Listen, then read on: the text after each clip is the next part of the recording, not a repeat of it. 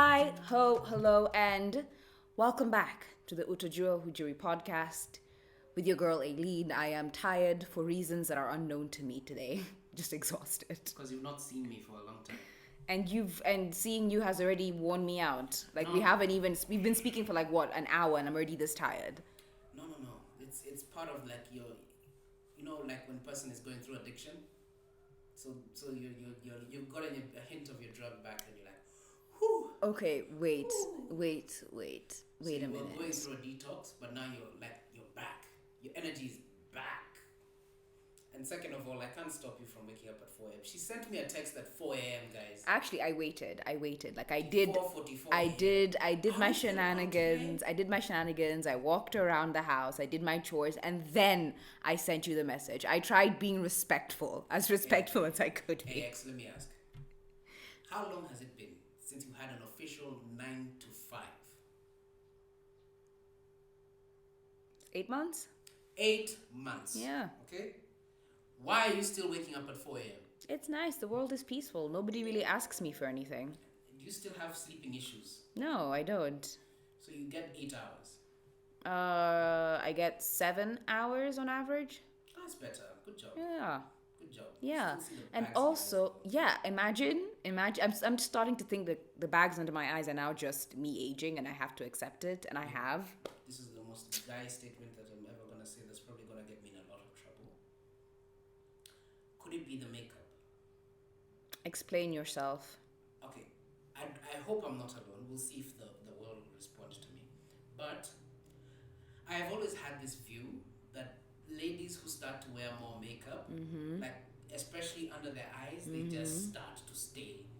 Like they need makeup now. So is that what's happening? You're starting to use too much makeup? You know, I wear makeup like on average, once every 2 months. I did not know that. Compliments to the chef. Is that how you say it? Anyway, Because you're the chef.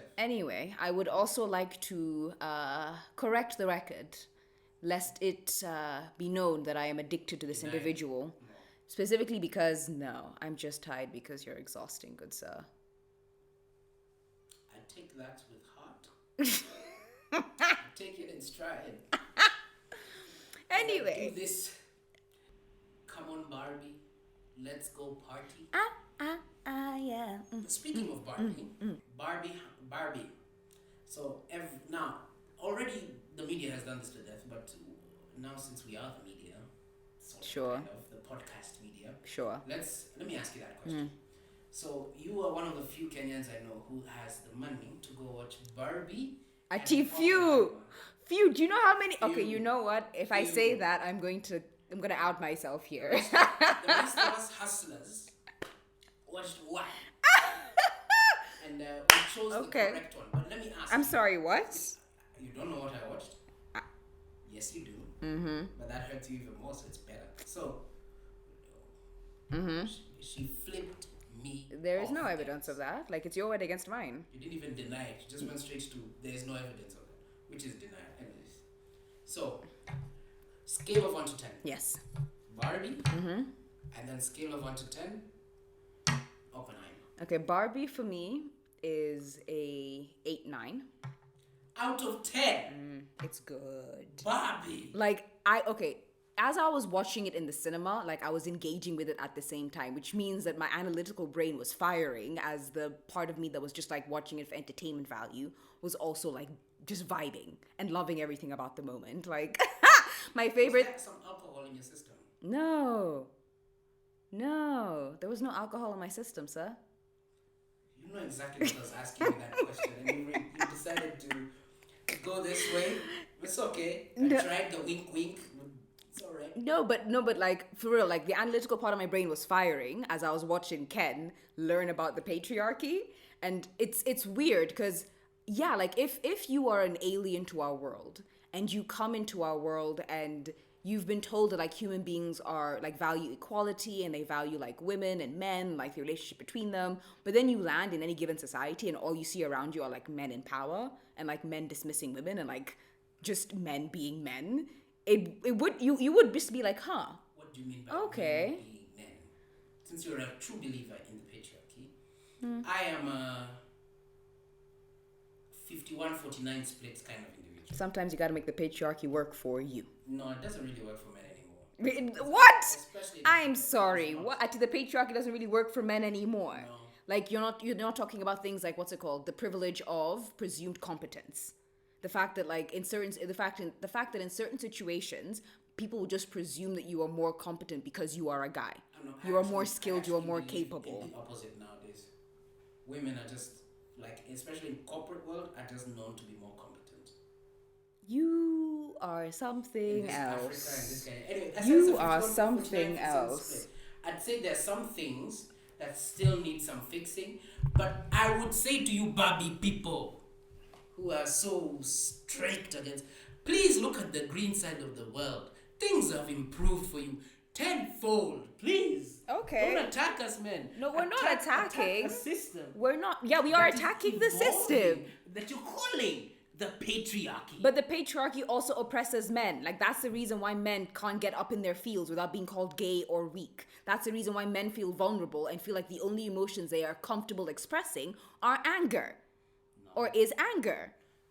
Right? Like that's why men have to perform these acts of masculinity, like looking a certain way, as opposed to just dressing however the fuck you want to dress. But anyways, Barbie, you're saying 8-9. I'm going to give it a 3. You haven't watched it. You cannot assess something you haven't watched. I can. You can't. I have. You won't. And I will. You shan't. I didn't think you'd have that. Oppenheimer. Okay, they left out a lot in the movie because like I listened to a 10-hour podcast series about this now 3 times. Watched episode 1. It's good. They're so in depth, my god. The only thing, and I was like, I'm judging it, but I'm doing the same thing to Aileen. Which it's is like they're bantering too much. Let them get to the story. Then I listened to myself and I was like, wait, that's what I do to Aileen. Yeah, but also the bantering kind of helps as well because a lot of the shit they talk about is quite dark. I just don't like American bantering. Their bantering is quite... Oh my god, that's so fucking great. You know, like, and then that's so English, what the fuck? And then... exactly what I'm I know what you're talking about. A lot of swear words, a lot of like diminishing thing. But the guy who was speaking is like, oh, he's clever. He basically did you. Like, I'm the clever one. I'm just gonna get some people on the side who are just gonna bring banter. So the podcast is called The Last Podcast on the Left. They do true crime and they do true crime and history. No, true crime and like American history. So they've done like battles. They've done the Manhattan Project. They've done MK Ultra. They've done the Salem witch trials. And there are 3 guys. One guy is the guy that writes the script and does like the academic research with the team. The second guy is a comedian and his job is to give you the culture. So he fluffs, that's not the word I want to use. He provides color and texture to the academic image. I don't know what is wrong with the word fluff. I honestly don't know what fluff. No, Siri. Siri, no. Siri, what is wrong with the word No. We're not engaging her right now. We're not engaging her. You don't know what fluffing is? See, fluff is like a dog. Oh. Fluffing is what? Okay, hang on. I'm gonna pause the podcast, explain what fluffing is to him, then we're gonna come back. Just give me a minute. Jobs. What? You just have a fluffer. What is there? What equivalent is there for like a fluffer? Like of somebody that fluffs your ego? Yeah, you know. Yeah, fluffer, wingman. Anyway, point is with Oppenheimer, I feel like they missed out a lot of. So part of the reason why I liked the movie was because I had come into it with all this prior knowledge beforehand. So I was able to like fill in the blanks where they left them. I did like the dialogue. I was not expecting to see Florence Pugh's tits like that. I think we were sitting together. They caught us both off guard. Right next to we were like, oh my God. Oh. It's don't like, know what to do here. Okay. All right. That's wonderful. There's no way to react. Because you're not expecting it, right? And part of me even like looked around the cinema to be like, are there children here? Just like don't take your children to Oppenheimer. Actually, it's a really good film, and the general audience. It's a fantastic film, but that's 2 scenes, just 2. Ooh. Both of Florence Pugh, by the way, great actress. I don't think I've ever watched her in any other wonderful. Black Widow. I never finished Black Widow. Midsummer's Eve, the one where that horror movie, Never watched it. I don't watch horrors. The Blackening. She was not in the Blackening. She wasn't, but you have watched. Anyway, point is, Oppenheimer is a good film. So out of 10, Also 8-9. I would say Oppenheimer was competing only with one for best film of 2023. I think it's in its own world with Spider-Man Across the Universe. Anyway, I think we've talked about. I'd say Oppenheimer much Sorry, better, what? only competes with Across the Universe. But anyways, in a bombastic turn of events, as you're wearing pink to celebrate Barbie, tell us, Come on, what are you Barbie, talking let's go about? party. Okay, so today we're going to be talking about how the nuclear age, I don't want to, for want of a better word, fucked with Africa. Because did you know that the uranium that was in the Hiroshima bomb came from the Congo? Did you know that? The uranium. Makes sense. Congo is like second or biggest producer of uranium in the world. It has some of the purest uranium in the world. English teacher. Yes. And then do you know that, like, I think even Niger, right now, is it Niger? There's Niger, Burkina Namibia. Faso, and who have banned export of those things, which is cool. But anyways, those are all military dictatorships now. Yeah, so let me just start my spiel then. The nuclear age was not without cost to Africa. Even though the weapons were frequently used to keep us in check by reinforcing the power and legitimacy of our oppressors, it is therefore no surprise that African nations led the movement to ban nuclear weapons and disarm the nations that kept them in their arsenals. Yet this disarmament did not change the significance of nuclear weapons in the 20th century, because soon after World War II, both Britain and France recognized that they needed to develop their own nuclear programs, lest they become to the USA what Africa was to them, inherently backward, weak, and easily conquered.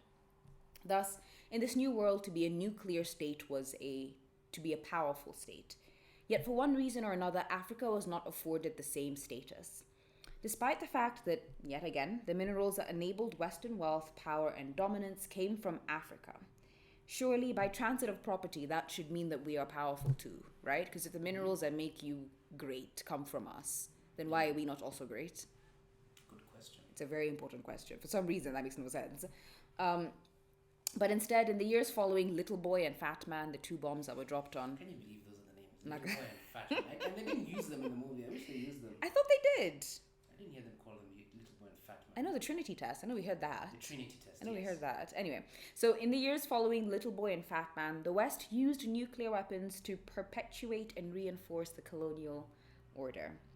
And the promise of the nuclear age, a promise of peace, collaboration, and harmony, gave way to the realities of human nature, our selfishness, greed, and fear. This is the story of nuclear weapons in Africa across two countries, Right. the Congo and South Africa. Oh yeah, did you know South Africa had nuclear weapons? I know they have nuclear energy. They had 6 nuclear bombs. And they disarmed right before apartheid. I'm going to talk about why, because it's for petty ass reasons. You At least have to say why. At least some people think it's for petty ass reasons. Academics just think like, oh, the nuclear age, like we'd all come to around an disarmament, but we'll get into it. So now, before we begin, like it's important to know that I'm not going to give you a definitive account on this topic today. I could hardly do so given that I've been researching this topic for like 2 weeks, and people have written multiple books about this. Oh, it's intense. So I'm just going to give you a bird's eye view. But if you want in-depth analyses, please go read Gabrielle Hecht's please go read Gabrielle Hecht's Being Nuclear, Africans in the Global Uranium Trade, or Susan Williams' Spies in the Congo. Being Nuclear. Yeah, Being Nuclear by Being Nuclear. Yeah, by Gabrielle Hecht. Okay. Yes. Okay. So first things first, the Congo. What do you know about uranium? It's used to make bombs. Do you know like how it's found, like what it I typically assume looks it's like? dug from somewhere and it glows in the dark. Those are my 2 thoughts of uranium. Okay, so uranium is like a silvery gray metal, and it's found in tiny amounts almost everywhere, but rarely in concentrated densities. So you'll often find uranium with like gold, tin, or cobalt. And for the longest time, because you couldn't find it in concentrated quantities, the things that people would use for uranium would be like to color ceramics. Like that's what you'd use this radioactive material for, to make a pot look pretty. But this changed in 1938 when German physicists Lise Meitner and Otto Frisch realized that uranium could be split, or rather, uranium could be used to unleash a catastrophic amount of energy in a process called nuclear fission. Which is splitting the atom into two. Yes. If I'm not correct. Because nuclear fusion is taking two atoms and doing this. Sorry, smashing them together. Fusion is to put together. Fission is to split. Yeah. Great discovery. But as you can imagine, given that it was 1938 and it was Germany, it was perhaps the wrong time to make that discovery. Wasn't like Madame Curie? Okay, interesting. Yeah, they talk about it in Oppenheimer. Yeah, and they also talk about Madame Curie. They do. Curie and her husband, who died of radioactive poisoning. Oh, you're not talking about the daughter? Because the daughter and the son were coerced by German soldiers in Nazi-occupied France to help with the German uranium program. Maybe those were them. No idea. So anyway, because in 1938 the Nazis were really Naziing everywhere. By 1938, so Naziing is the Macarena. No, sorry, I was kikiing. I was kikiing. Yeah, so Macarena. No. So like by 1938 they had conquered Austria and Czechoslovakia. They had built 2 concentration camps, including Dachau, which is like bad, the worst one. And they began rapidly expanding and forcibly dispossessing and deporting German Jews. Dachau was the worst one? Was one of the worst, yeah. Dachau. Auschwitz. Auschwitz. Like Dachau and Auschwitz were like the worst ones. They were all bad. But Dachau was especially bad. Was really bad.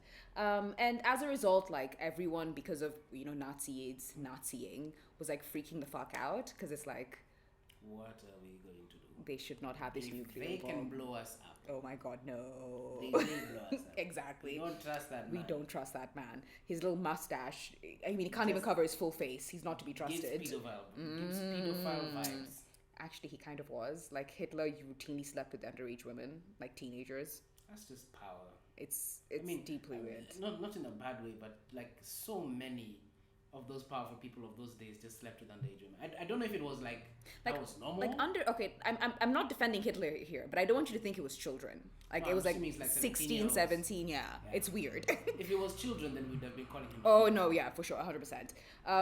But in May 1939, Churchill, as astute as ever, said that, and I quote, "The next war will be won by the country which has control of uranium." And later that year, Albert Einstein, a German Jewish scientist who had fled Nazi Germany, penned a letter to FDR, warning him of the potential of nuclear fission and the necessity of securing uranium. He said, and I quote, "This phenomenon would also need to the construction of bombs, and it is conceivable, though much less certain, that extremely powerful bombs of a new type meet us to be constructed." End quote. He said that, and I quote, he also added, and I quote, "The element uranium may be turned into a new important source of energy in the immediate future." End quote. And he urged FDR to ensure that the United States had its own supply.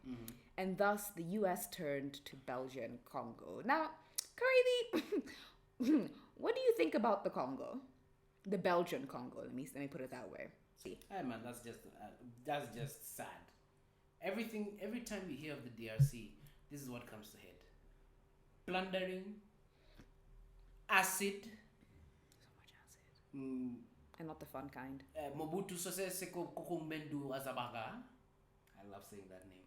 I'd actually kept a space in the script for you to say that full name later down, because he comes into the story. One more time. Okay. Mobutu Sese Seko Kokumbendu Azabanga. Okay, so so you have people like that. You have a history of a lot of people with no hands, a rubber, a king who liked being carried and thought we were gorillas. Yes. That's what I think of when I think of the Belgian. You are completely right. So by the 1940s, Congo had been under Belgian rule for maybe about 20 years. Prior to this, it was the personal property of King Leopold II of Belgium. I did this story was the first episode I did for this podcast. Really? I called it peak colonialism because the way he went about it. Epic. This man. Epic. Anyway, King Leopold II of Belgium ruled so horrifically that the Belgian government had to take the Congo away from him, like a daddy taking a kid's toy away after he's misbehaved. Like, that's how bad it was. It was really bad. Now, you'd think the Belgian government, having inherited the Congo because the last guy halved the population in about 20 years, I killed like 1 million guys. half. It was half. Like, he killed 1 out of every 2 people. Half. I don't even know how to begin to process what that does to you, to know that half of everyone I have ever known is just gone. Belgian colonialism, which is the fucking worst. Is it the worst? Yes, it is. 100% the worst. Thank you. It's Belgium, France, And then Britain. then No, I would say like Belgium and Germany, because like Germany did a genocide. Britain also did a genocide, to be Germany was honest. like, we're here for like 10 seconds. We're here for 10 seconds. We're here Yeah. for a good time, not a long time. We're here for like very short time. So And you the- forget them. You do. But Namibia did not forget them. Of course. Namibia did not forget them. Anyway. So you'd think the Belgian government would have, realized that, hey, maybe let's try to be better than this guy. He made some mistakes. Let's try a little something different. No, it was more of the same. Because the Belgian government never really cared about the crimes against humanity that was being done in the Congo. They cared that like they weren't profiting off of it. So they just kept the engine going. And they put a Belgian mining company called Union Minière du Haut Congo. I'm going to call it Union Minière. My French is awful. Sue me. In charge of extracting Congolese minerals in Katanga, including uranium. Now, Congo's uranium is some of the best in the world. This is because there is more uranium-235, which is the bomby uranium that you need, than uranium-238, which is like the boring one. And the prevalence of uranium-235 is what we call uranium's purity. So where most places have uranium that is at like 0.02 purity level, Congolese uranium could be as high as 75% pure. On average, it was 65% pure. And this uranium was found in a mine called Shinkolobwe, yes, in the Katanga region of Congo. Together with known sources of uranium, this mine made up 90% of the world's supply, which was a problem for the Allies because in 1940, Belgium was occupied by the Nazis, which meant that technically the Nazis would come collect. Of course. The only thing that stopped them getting to Africa was the fact that, there was a whole world war going on and they were about to start an ill-advised invasion of Russia. So maybe now was not the time to go to Africa. Focus on what's important. Basically. Let's kill these allies. Basically. Nevertheless, the potential of Nazi occupation and possession of the Congo was a very, very, very bad thing. Yeah, very, very bad thing. I remember at this point, the Germans had already they had a head start in uranium production and nuclear bomb experiments because all the best minds were German. The only thing that stopped them, as Oppenheimer said in the movie, was their racism. Because they so hated Jewish people, they refused to allow them to use like the principles that people like Einstein had come up with that are the bedrock of nuclear physics. So that's what slowed them down. Yes, basically. So like Germany was ahead intellectually, they were ahead in terms of resources, and all they needed now was a really good source of uranium. So naturally, which was under their nose. yeah, naturally people were like fuck, fuckity, fuck. That's your favorite. It's literally your like what's it called, like your phrase. That's your phrase. Fuck, fuckity, fuck. And now, people are now trying to figure out like how do you stop the Nazis from being able to export uranium from the Shinkolobwe mine? Because like doing that takes a lot of money because it means like intercepting their ships, having spies on the ground, having people at the mine, like it's a lot of work. But thankfully, the US was basically printing money, and that's because of the Manhattan Project. Oh yes. Yes? And so because the US was so gung-ho about giving money, they basically took it upon themselves to make sure that Nazi Germany would never see Congolese uranium. As Susan Williams explains it in her book, this does not, and I quote, necessarily mean that that they would own the Belgian Congo, but it would certainly mean that they would have the right to control the rate of flow of supplies from that region and the right to determine who was to receive the ores, end quote. Hold on to this distinction. It's not about owning the Belgian colony. It's about controlling who gets access to his resources. Yep. Are those the same thing? Kind of. Not really. Can't really have one without the other. Americans thought they could. Okay. And we're going to get to how. So now, they were able to prevent the Germans from being able to export Congolese uranium quite quickly and quite easily. Because shortly after German occupation of Belgium, the managing director of Union Minière, the mining company that was in the Congo mining their uranium, basically shipped all of their processed uranium to the US, to New York, as quickly as possible. And then to secure more uranium, the US poured money into Katanga and into the mine itself. So much so that by 1942, they had built 2 airports in the capital of Katanga and Kinshasa, and to help make the uranium get out quicker and smoother. And during the war, literally as soon as the British and American forces liberated Belgium, they negotiated with a mining company for Congolese uranium on very favorable terms. This was called the Tripartite Agreement, and it guaranteed American access to Congolese uranium for decades. I am talking like into the 2000s. Wow. You'd think the Belgians, having been occupied by the Nazis, would be grateful that the Americans were helping them keep this very dangerous material out of Nazi hands. You'd think that they would do everything in their power to help this mission be a complete success. You would think so, wouldn't you? No. No, they wouldn't. They sold uranium to the fucking Nazis, 700 tons of which was enough to build a bomb.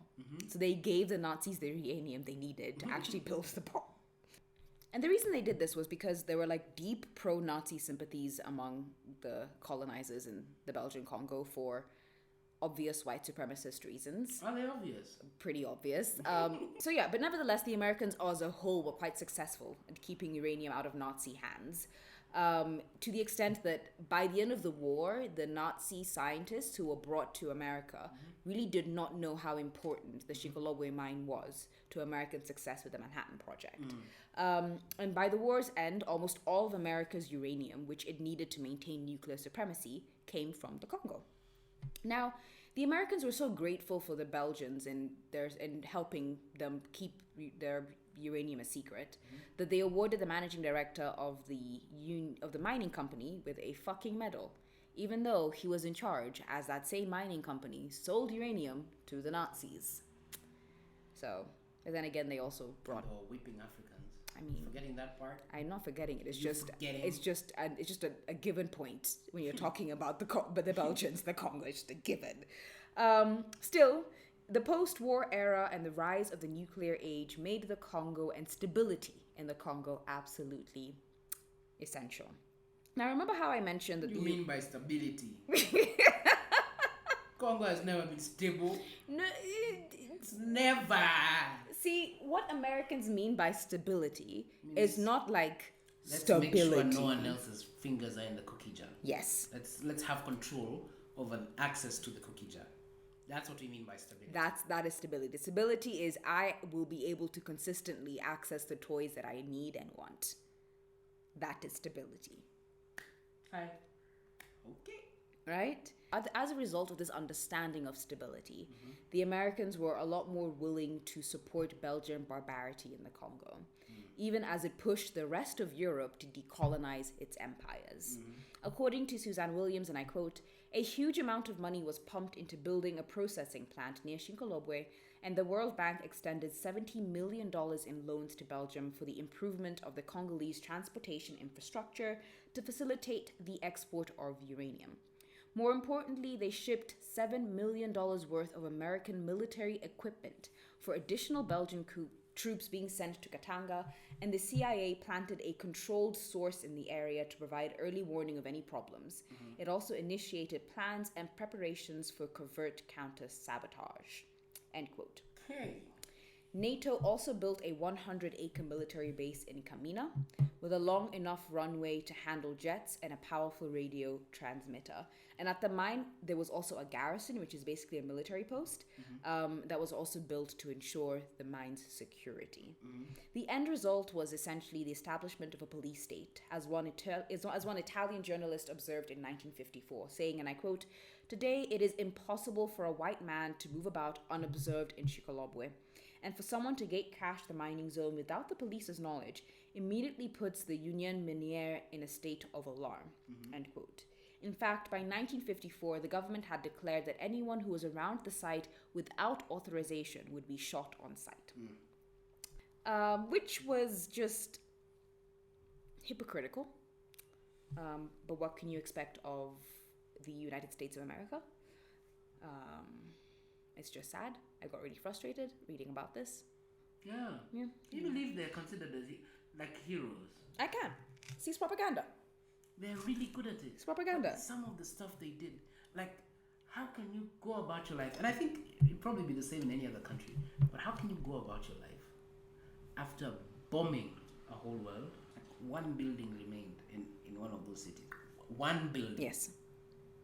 The whole thing was flat. Yes. That's just messed up. Yes. Do you actually want to know what makes the situation more messed up about American hypocrisy? Is that by 1960, the time of Congo's independence, America no longer needed Congolese uranium. Yeah. They were producing enough uranium domestically that they could do without the Congo. But because we're in the middle of a Cold War, you can't let Russia get that. You can't let Russia get your hands on that uranium. So rather than just leaving the Congo alone, financing rebellions, they doubled the fuck down. Which takes us to Congo's independence. Finance rebellions. The reason Congo is still, before you go into Congo, like the reason Congo is still where it is solely because Congo has never been allowed to have control over its own destiny. Never. And as some of the intellects would say, will never be allowed. Sadly, that means a very negative thing. But they may never be allowed to have control of their own destiny. The hope is that they become part of the EAC and then we get our hands in that cookie jar.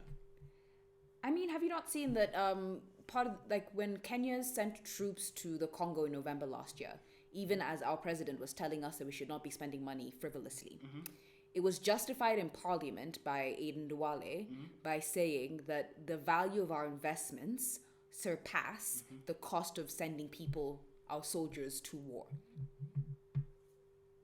That's what they said. There you go. Which makes me wonder, what kind of investments are these? Oh, I know it's banking. DRC I know it's banking mainly. Not just DRC is money. Money. Timber. Money. Oh yeah. Timber is a big deal. I don't think we're allowed to take the timber, but the timber is there and it comes through a lot. I'm yelling timber, you better. I wonder if I ever got in to cut a tree that produces timber, I think I would scream, timber! Why not? Like, so rarely are you provided with the opportunity to do something unironically. This is one of those. Still ironically, I'm sure they don't shout timber every time they cut a tree. Like, why not? Timber! But I feel like you have to shout timber because otherwise, how do people know what the hell else is going on? Move. Get out the way. Move, bitch. Get out the way. Get out the way, bitch. Get out the way. Move, dog. Anyway, so take us back to Congo's independence. Yes, the 1960. So Congo gained independence in June 1960, and all of a sudden, America had a problem. Under President Kasavubu. Yes, America had a problem, and Prime Minister Patrice Lumumba. So America had a bit of a problem, right? Given that the agreement that they had signed to secure Congolese uranium was signed when Congo was still a colony. Was it even signed with Congo, or it was signed by the colonizers? It was signed by the colonizers. Will this agreement now continue to stand in an independent Congo? In fact, the question they were thinking about was, do the principles of self-determination apply here? Do newly independent countries have the rights to determine who gets to control their resources that exist in their borders. Yes. The Americans, the British, and basically every colonizer everywhere has basically said, well, hang on. Kind of. Let's discuss. Just wait. And mainly they say no. The reasoning for this is like, I've invested in this resource. I'm the one that's made it valuable. You are doing nothing with it. Therefore, I ought to have a say in how it's being used. That's their argument. So Lumumba, however, was like, no, this is our country. We have independence, which means we now have the right to review all the agreements and treaties and everything that was signed in our name. Now, that makes a fair amount of logical sense. The only problem is that Lumumba made this statement in public in the middle of a Cold War in 1960, where both the US and the Soviet Union were preparing for World War III. Yeah. So America's response was, excuse the fuck out of me? What did you say? And from that moment, they began side-eyeing Lumumba. Bombastically side-eyeing this man. Criminal offensive. Yes. Side-eye. So a week later, because I think they gained independence like the last week of June 1960. So in July 1960, Congolese soldiers mutinied and began looting and pillaging the homes of their former colonial masters. Belgians sent in the paratroopers on July 10th to protect Belgian lives and property. And Lumumba saw this as an attempt to reinforce and reimpose Belgian colonial rule. To make it worse, on July 11th, the region of Katanga seceded when Moise Tshombe, thank you, as the president, he was like, this is now my shit. Tshombe had the political and economic support of Belgium and the services of Belgian military and civilian personnel, as well as the financial support of the mining company that was mining Congo's uranium. On July 12th, Lumumba appealed to the US for help, and the Americans said no. They said no because they were afraid that if they gave him money, he would basically pull a Castro and turn around and do a communism, because that's what Castro had done in 1952.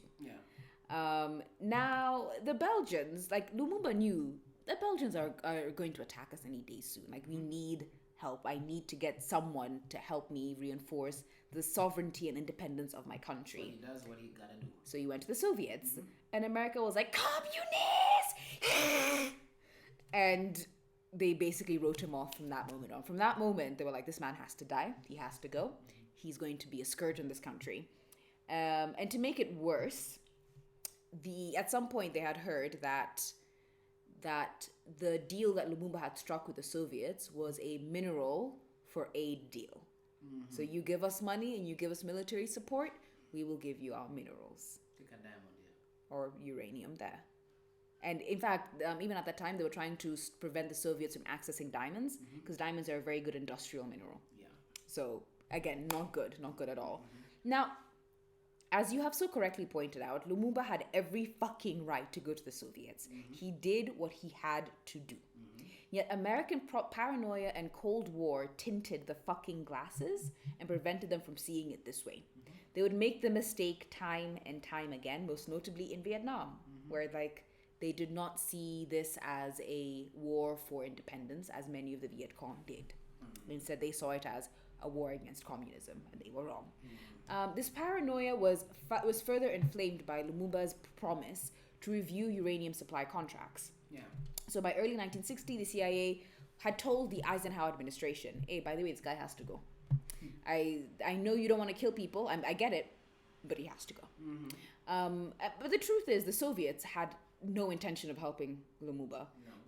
Any desire they had to help him was more for propaganda points than for actual, like, I'm doing this out of the goodness of my heart. And this is because, like, by the 1960s, the Soviet Union was already spreading thin, like beating rebellions in its backyard in Eastern Europe. Khrushchev had just come into power, so he was fighting. He was doing the whole de-Stalinization thing, and that was shaking up the country. And also, they were about to do some Cuba things. Oh, yes. So they really just did not give a fuck about the Congo. To the point when Lumumba was in prison in Katanga, Khrushchev's response was to say, like, it sucks, but it benefits us. Which, Khrushchev, anyway. It did. It did. But and as for Lumumba himself, as to what he believed, whether or not he was communist, he was a pragmatist. He said, and I quote, "We are neither communists, Catholics, nor socialists. We are African nationalists. We reserve the right to choose our friends in accordance with the principle of positive neutrality." End quote. But did the truth matter? No, not really. Because the Americans tacitly supported Mobutu's coup and his installation as prime minister in September 1960. Pause. Mobutu Sese Seko Kukungubendu Hazabanga. And he did a coup. Yeah. Yes. He was always like a topish military official who was friends with the US. Be their friends, and you know the whole thing of the US believing in freedom, it's kind of selective. It's more of It's believing American in interest. freedom. And so they put this guy in because he seemed to align with them, and I don't think they felt he was that bright. It's the Idi Amin thing. Of you choose somebody who knows how to navigate your system, somebody who is non-threatening, but is a useful idiot. That's the word. And then you put them in power, or you allow them to assume power, and you legitimize that power over and over and over again in your interactions. And he helps you. Because what did he end up getting done?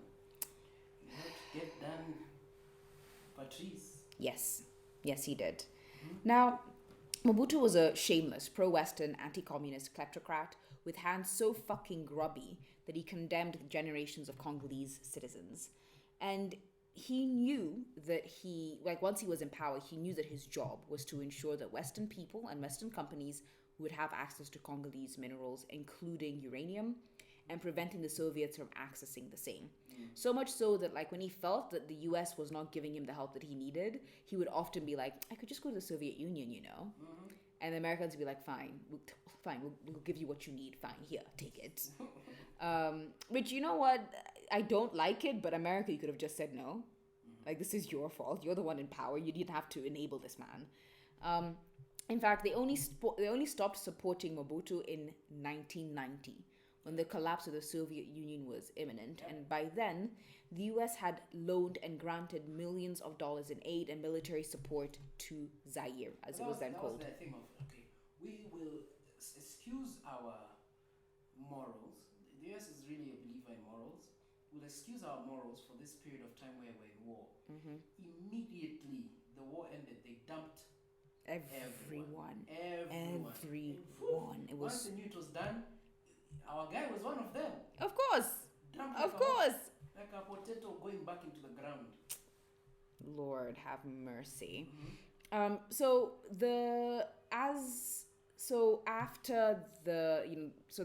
how the nuclear age affected the Congo. Okay. The demand for Congolese uranium, because of its high quality, basically trapped the Congolese people with really shitty leadership that did not care about the people, but only cared about exploiting their labor to mine resources that they will use to enrich themselves. And got their leader boiled. Yes. Oh, in acid with 1 tooth remaining. That the Belgians took. The Belgian guy just took and put it in his pocket and took it as a souvenir. What the fuck? Which was returned just last year. Yeah. And it's now very clear. I don't think they can even deny it now that the Belgians and the CIA killed this man. Without a question. Apparently, MI6 might have also been involved in Very some possible. logistical capacity. It's very possible. So I forgot to mention this point earlier, but in 1960, as the Congolese were gaining independence, the Belgian actually shut down the Shinkolobwe mine because they were afraid that the unrest would lead to increase the insecurity surrounding the mine. So they shut it down. So technically, the mine itself was not supposed to be operational for the duration of the story that we're talking about. But still, uranium found a way out of the Congo, because it always finds a way out of the Congo. And by around 2007, there was fears, specifically from America, that Congolese uranium was being exported to America's enemies, like Iran, North Korea, and Hezbollah, as well as some of its frenemies like China, India, and Pakistan. Are they really frenemies? It's like a friendly competition. I It's think. like a Mean Girls relationship. Yeah, like Katie and Georgina. I pretended that I've watched Mean Girls. I just know that there's something called a Mean Girls relationship. I've I've never watched Mean Girls. I just know Okay. my childhood, like when I was a kid, crush was Lindsay Lohan from The Parent Trap. Okay. I was gonna say, woo. Thank you for saying Kid Crush. Thank you. Thank you. She fell victim. This sounds so bad to the child actor group of people who didn't turn out as pretty or as full as they should have, like Macaulay Culkin. Home Alone. Yeah, but he went through a rough period and then They all go through rough periods and just look like druggies. And then he had to glow up. Now he has a child with Brenda Song, which is weird. Imagine. I didn't see that coming at Brenda all. Song. Because I was like, what the Anyway, I think we're getting sidetracked. We're getting sidetracked here. Yes, you are. So All your fault. But America's hypocrisy would not be defined by their dealings with the Congo, but rather with apartheid South Africa. Okay. Because I've often wondered, like, why is it that Americans put up and continue to ally with apartheid South Africa? Because, like, I get the white supremacists are going to white supremacy. Like, I get that they have to stick together. Yeah. But even Britain and France and Australia had a tipping point that said, no, this is too much. And that was the, I think, Sharpeville massacre. Or Soweto. I think it was 1960. No, it was the students. It was Sharpeville. It was Sharpeville in 1976. Where they were like, this is too much. You guys fucked up. This is too much. And yet America continued to support South Africa officially until 1985. And turns out the reason might have been uranium. So in the 1950s, the British and the Americans came to an agreement with the Afrikaner government to secure uranium. And by 1953, and I quote, the US acquired 500 tons from South Africa, which is enough to make 20,000 bombs. For comparison, America received 1,600 tons from the Congo, or enough to make 64,000 bombs in that same year. Yet the Americans were so hungry for nuclear material and so terrified that the Soviets were going to access this material that they allied themselves with white supremacists and fascists and all-around demons, which is ironic because they literally spent billions of dollars crushing fascists into the ground. American hypocrisy is so frustrating. I cannot deal with it. It is how state acts, except like what I don't understand is how America can continue to the moral high ground on all these things, and how Americans in particular are so shocked that the rest of the world doesn't like them. And it's like, do you not know your own history? Do you not know what you guys have done to everyone around the world? The only reason why we have not fucked back is because we can't, and you've prevented us from being able to fuck back. And so in 1948, they established the South African Atomic Energy Corporation, or the SAAEC. Now, the SAEC, I'm going to call it that, the SAEC was supposed to only focus on the civilian use of nuclear technology. They were only supposed to do that. Something tells me they didn't. No, because here's the funny thing about knowledge. When you're trying to learn one thing, you often end up learning about the other thing that you're not supposed to learn about. So as they're learning, like, how do we use nuclear energy and technology to enrich medicine and electricity and energy generation and production and maybe agriculture, somebody on the side was like, how can we use this to make bombs? Just asking for a friend. Maybe we ought to learn how we can use this technology to make a bomb. So in the 1950s, they were approached by the US to begin exporting South African uranium in exchange for expertise, technical assistance, and capacity building. And by 1952, this agreement meant that South Africa was responsible for 28% of America's uranium supplies. This made it second on the continent after the Congo. Of course. And like with the Congo, the Americans were aware of the domestic turmoil that made South Africa a difficult partner to love out loud. But internally, they were sure that, and I quote, the political disturbances in the Union of South Africa will not affect our uranium ore program in that area. What are you quoting? The Department of State. The State Department, yeah. This perspective confirms what Thomas Borstelmann argues was the beginning of America's tacit support of the Apartheid Afrikaner government. According to Borstelmann, and I quote, no one paid attention to South Africa other than as a source of strategic minerals. And like with the Congo, the Americans funneled military and commercial aid to South Africa because of this uranium connection. As soon as they began exporting uranium, the Americans widened the application of the Mutual Defense Assistance Act to give South Africa military aid, as well as give them access to American commercial banks to continue investing in South Africa. This relationship, this back and forth of this flow of resources, would continue even after the UN General Assembly adopted a 1964 declaration on the denuclearization of Africa. The declaration basically said that all states should keep the development, testing, use, and hosting of nuclear weapons out of Africa. America would also continue to support South Africa, even as the state massacred black citizens in the Sharpeville Massacre, in the Soweto Uprising in 1976, and black workers literally all the fucking time. The Sharpeville Massacre is 70. Sarafina. I'm not sure. I think the Soweto Uprising, because I was one with the students. They were complaining that they were no longer able to learn in their like home languages, and they all had to learn Afrikaans now. And they were like, no, you've taken too much from us. Enough is enough. And kids died. Okay, so that's the Soweto Uprising. Yes, Soweto Uprising. Okay. But Americans kind of turned a blind eye to all of this because the ends of preventing communists or the Soviets from accessing uranium Justify the means. Yes. And this support also enabled South Africa to develop nuclear weapons, which they would use to protect their regime. Some argue from external threats alone, whereas some argue that the only threat that they were preoccupied with was the rise of a black majority.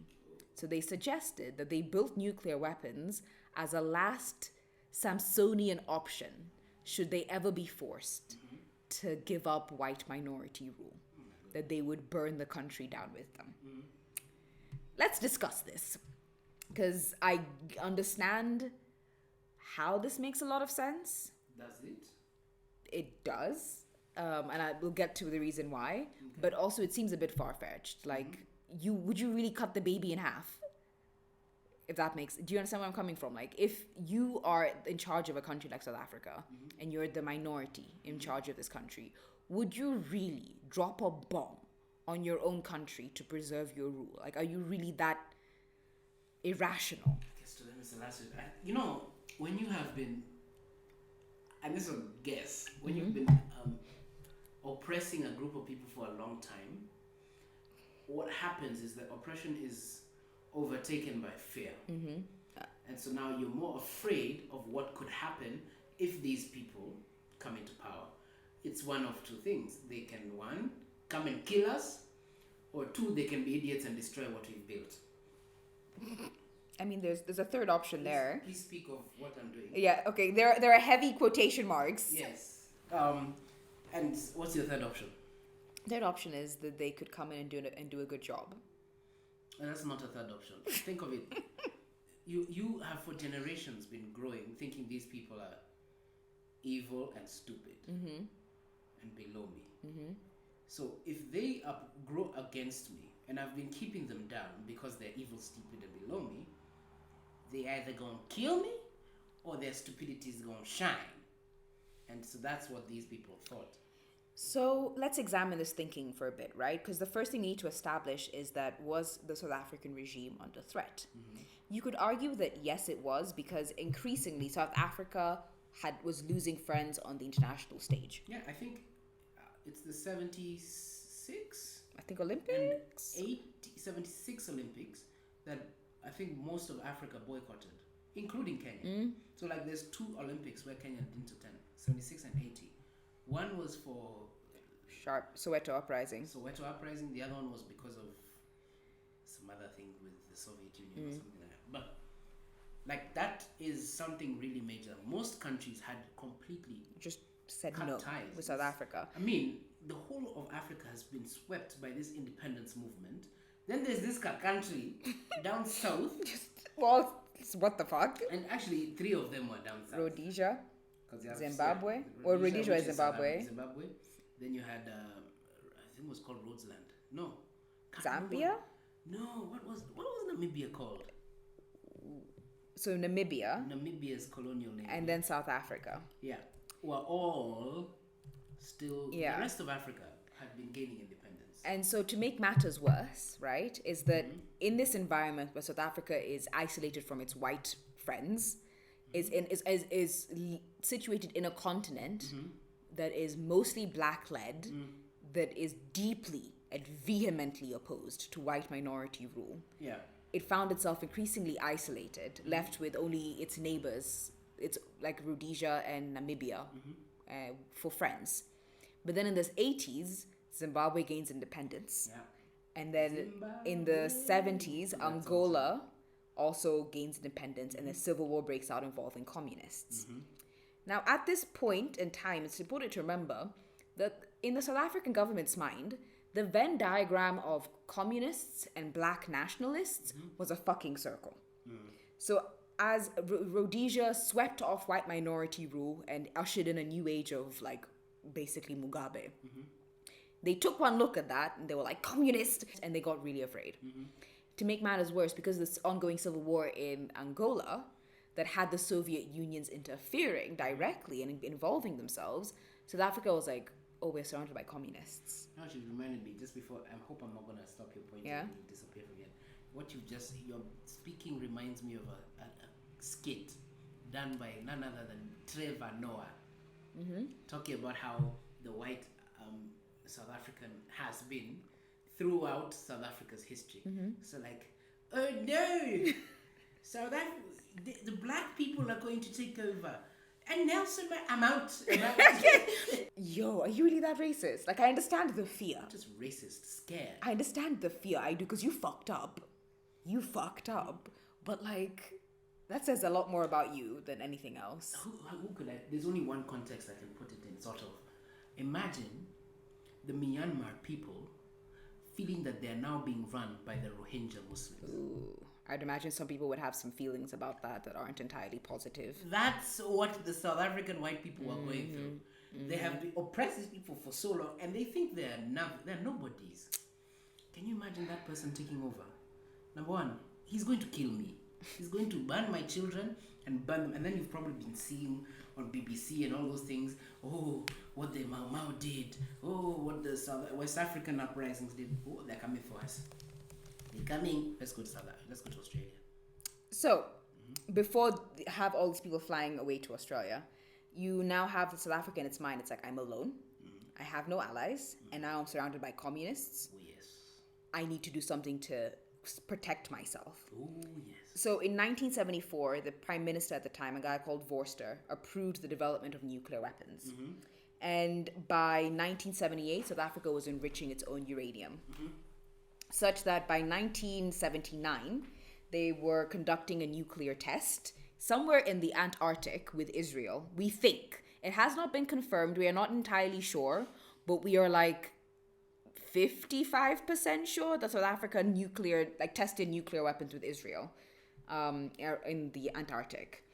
But the reason why they built these devices wasn't to like fire them at the Soviet Union. Because while they had a bomb, they did not have a way to transport this bomb, which meant that it could only basically stay in where it was built. So they built this bomb instead to force America to pay attention to them. Kind of like when a child fucks shit up in order to get attention from their parent. Like, think about it that way. According to a New York Times article that was quoting an anonymous South African official, and I quote, "The thinking was if we were attacked from the north, we would have taken one of these devices to the Kalahari and tested it, then turned to the United States and said, 'We need you to send in the Marines.'" End quote.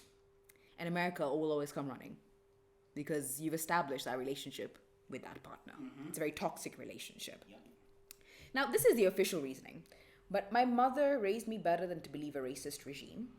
So let's actually continue assessing this threat, because as I said, in the minds of the Afrikaner government, being a communist was the same, or being a black nationalist was the same thing as being a communist. So the threats were not only outside, they were within. Internally. Yes.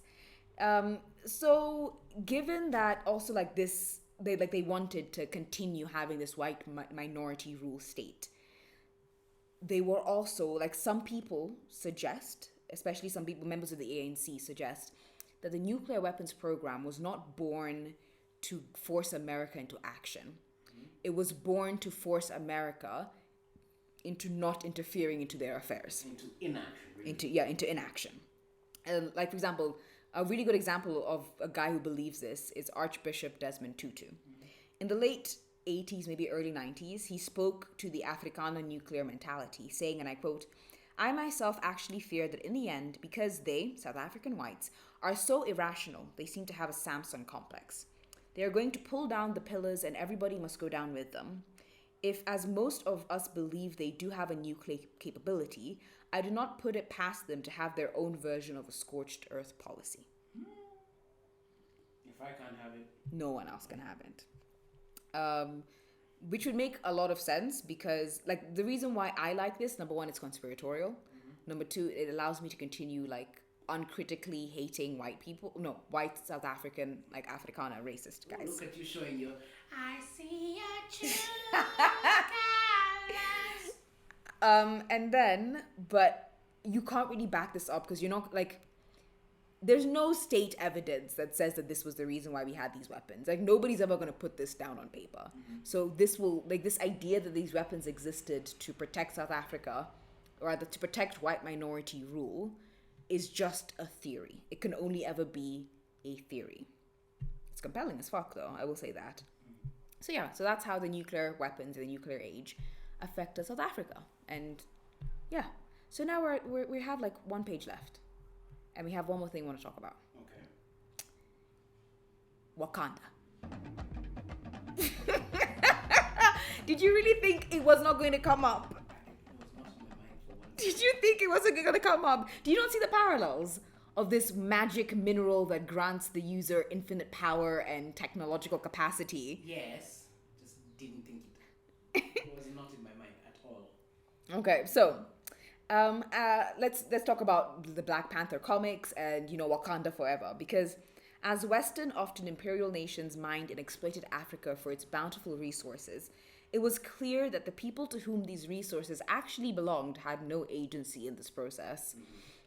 Worse still, the dispossession of the fact that we no longer had access to these resources was justified because we were told that these resources had to be controlled for the benefit of all mankind.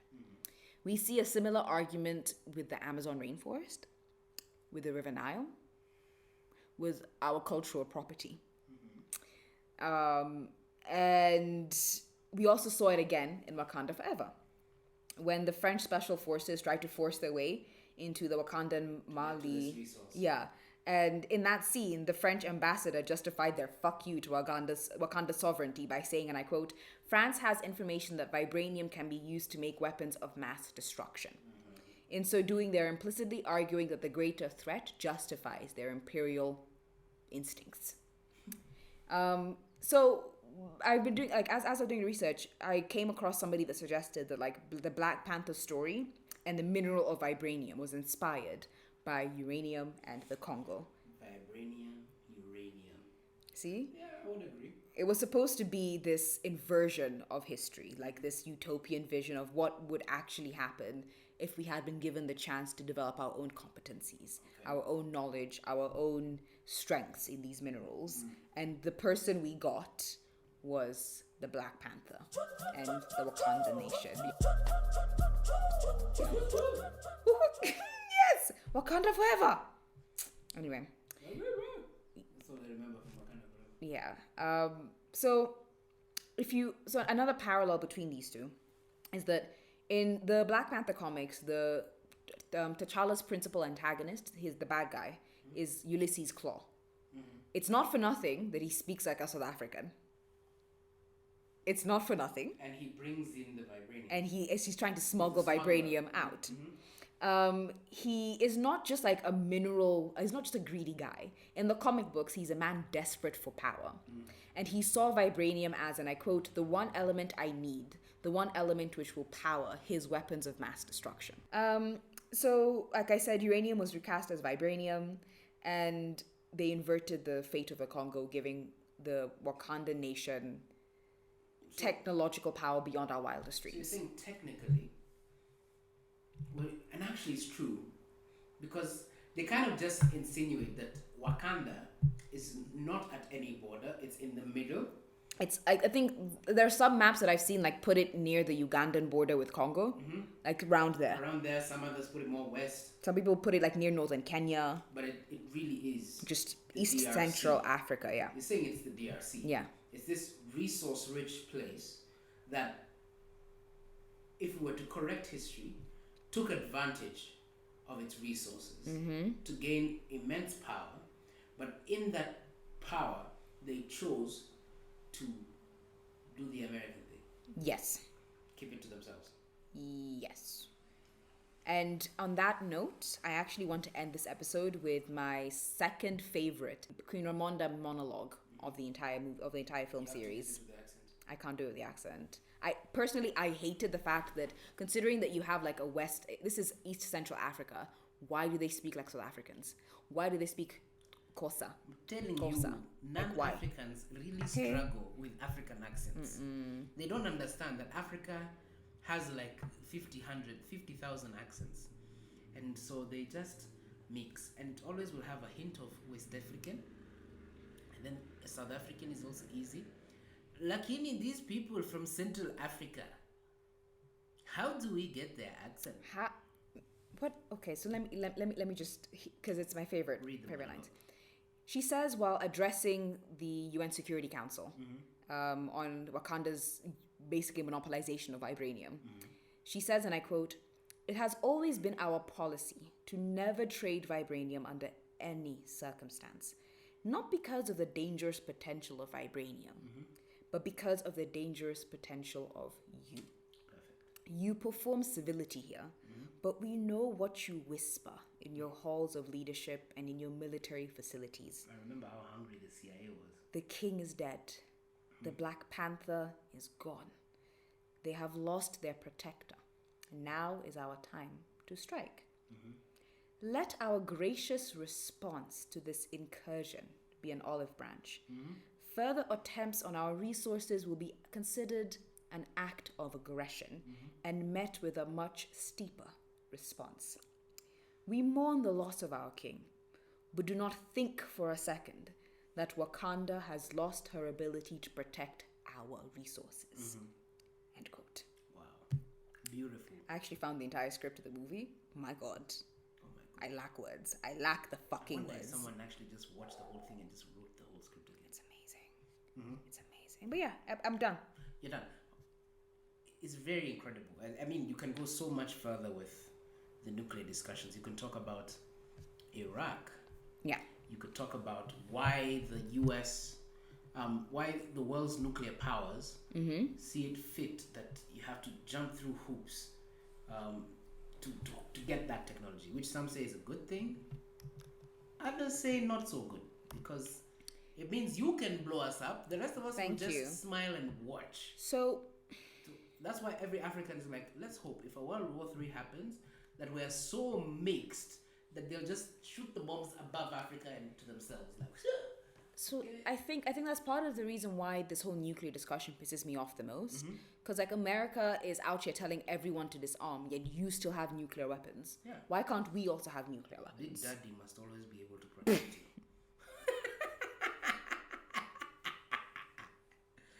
They must always be there. But it basically means that you've now created a world system where your strength and your legitimacy is not born out of the character of your nation, is not born out of economic might, is not born out of like the moral worth of your actions, but rather by military strength and how thoroughly you can fuck up the world. Which creates a world that is basically just always holding its breath in anticipation of violence. Yeah. Like, that's not the peace we want. There's no peace. Only problems. Only problems. Only However, problems. As we close, I'd like to make a request to our keen researcher for some of her that you do the research? Oh my God, thank you so much. No. Like, I could really use the break. What we could do is, these are my suggestions. I'm like, we're getting into, and this is Kariithi with his patriotic hat on, the season of Kenyan public holidays for Kenyan issues. Today, as we are recording, is August 1st. August 1st is the anniversary of the serious attempted coup. The 1982 coup. 1982. We need some content on that, ma'am. Do we need content, or you just need content on that? Then you have like Mashujade. You could. There's so many. Again, why me? Okay, we can do that one together. We can together. do the 1982 together. So I am tired. Let it just be you, please. No, thank you. I'm begging you. I'm requesting you. No, please. My job is banter. Your job is banter. There we go. But anyways, I'm done throwing you under the bus. Fuck we you. may now close. No, we're done. A song from Miss Aileen. 3, 2, 1. I'm a Barbie girl. Get out of here. Well, goodbye, guys. See you.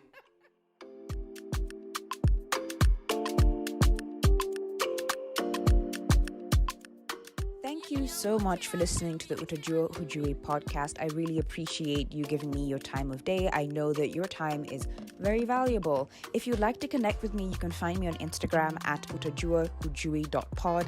That is at UTAJUAHUJUI.pod on Instagram. Please don't forget to like, share, review, do all the nice things. I could really use the boost. Okay, enjoy the rest of your time on this planet.